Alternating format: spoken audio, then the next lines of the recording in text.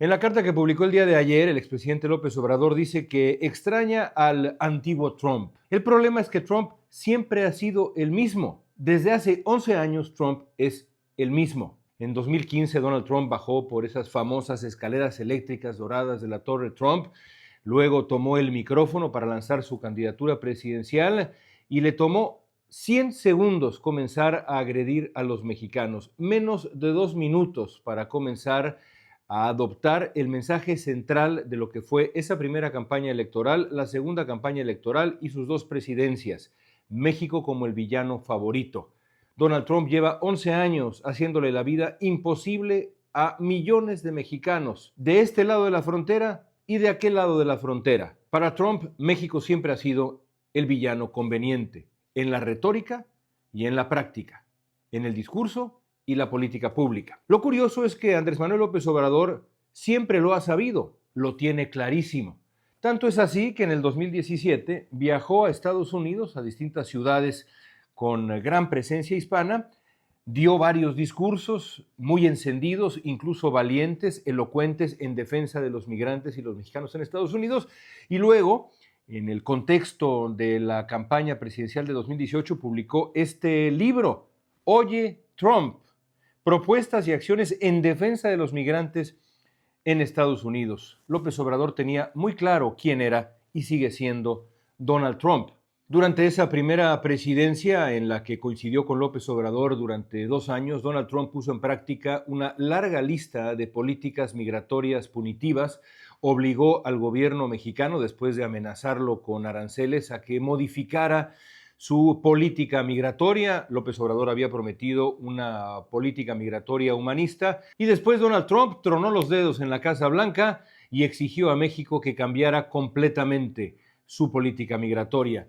López Obrador lo hizo sin chistar. ¿A cambio de qué? A cambio de que Donald Trump le dejara hacer y deshacer en varios temas, empezando por la política de seguridad en México. Eso fue lo que consiguió López Obrador con ese primer Donald Trump. Lo mismo, por cierto, consiguió con el gobierno de Joe Biden, a cambio de política migratoria dura, libertad absoluta en la operación de seguridad en México y otros temas. Pero eso no quiere decir que Donald Trump haya sido bueno con los mexicanos. No es lo mismo entenderse con un mexicano llamado Andrés Manuel López Obrador que ser bueno con millones de mexicanos en Estados Unidos y en México. Donald Trump no ha sido bueno para millones de mexicanos. Todo lo contrario. No solamente se trata de la retórica, sino de la política que puso en práctica. Y el discurso del odio que finalmente ha tenido consecuencias incluso fatales, de dolor concreto para miles, millones de seres humanos.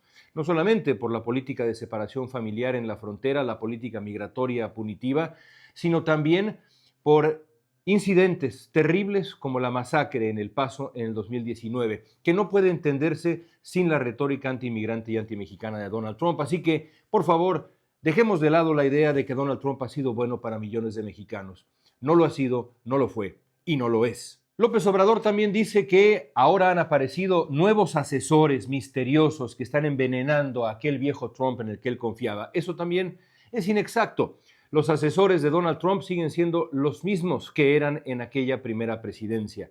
Tienen la misma relevancia. Stephen Miller, el hombre detrás de la política migratoria más agresiva, más violenta de la historia moderna de Estados Unidos, estaba ahí en la primera presidencia de Trump y está ahí ahora. Todo el equipo de negociación comercial es básicamente el mismo, de la misma escuela punitiva. Jameson Greer viene de la escuela de Robert Lighthizer. Así que no hay nuevos asesores que estén envenenando a aquel antiguo Trump. Son los mismos asesores. Es el mismo Trump. La nostalgia de López Obrador no se sostiene en los hechos. Pero hay una sola cosa, es así, que ha cambiado en la Casa Blanca de Donald Trump en la segunda presidencia. Las prioridades ya no son las mismas.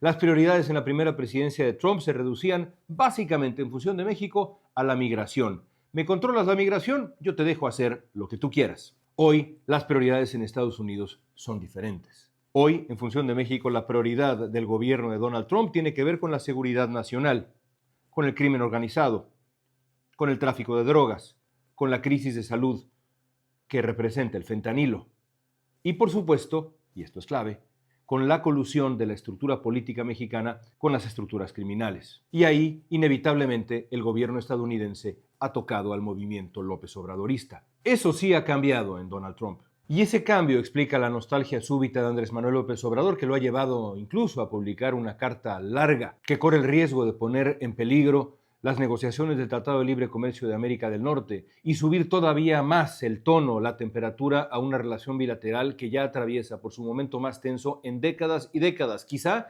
desde hace más de un siglo. Todo eso parece no importarle al expresidente de México, que prefirió manifestar esta nostalgia. Andrés Manuel López Obrador no extraña a un Donald Trump bueno del pasado, un Donald Trump que, por cierto, nunca existió. Andrés Manuel López Obrador extraña al Donald Trump que él pensaba que podía manejar, al Donald Trump que le resultaba útil, al Donald Trump que lo dejaba en paz, al Donald Trump que no tocaba el andamiaje político de su movimiento, al Donald Trump que prefirió no poner el dedo en la llaga de la sospecha de la colusión entre el andamiaje político en México y el crimen organizado.